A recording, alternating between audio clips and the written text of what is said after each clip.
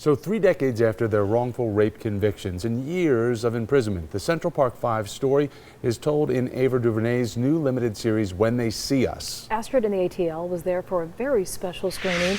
Astrid, you spoke with 2 of the exonerated men. A lot of people don't know this, but they actually live in Atlanta now. Yeah, actually do. They've been calling Atlanta home for the past 3 to 5 years, and the show follows their true story and that of their other 3 friends known as the Central Park 5. 5 black and brown teenage boys who were convicted of a crime that they didn't commit.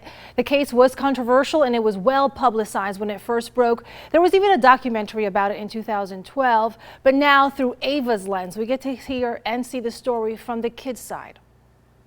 Imagine the frenzy of these teenagers ripping off her clothes. Innocent of these crimes. They are guilty. Netflix's explosive series When They See Us depicts in excruciating detail the story of the Central Park 5. They were wrongfully convicted of raping a jogger in 1989. I saw you rape the lady. I didn't see a lady or hit anyone. I didn't see any lady. Kevin. I didn't see any lady. The case also exposes racism and the cruelty experienced by these 5 kids who were coerced into false confessions. Nothing in these boys' state matches the central facts of the crime. All we need is for one to tie this whole thing together. The boys spent between 6 and 13 years in detention centers and prisons. 30 years later, the men are being thrust back into the spotlight. We're talking about 30 years. 30 years of trauma, 30 years of, being let down by the system. Finally for something like this to be told in such a way is, I think, the most powerful thing. It takes you on this emotional roller coaster. It takes you back to 1989. It makes you relive. It shows. The pain resurfaces all over again.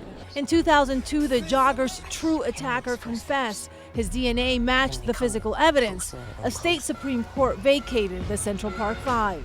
I found purpose and value in my struggle that I went through, and then we look at it now and it's like, wow, we're the heroes of the story as opposed to the pariahs. In media coverage, the boys were compared to savages. Then New York real estate mogul Donald Trump placed a full-page ad demanding the young men be executed.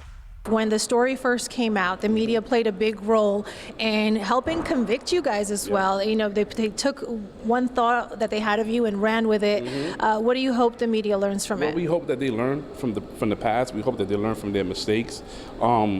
Never rush to judge. And so I've always said, man, there was a rush to judgment when it came to the Central Park jogger case. They looked at these black and brown children and thought the worst.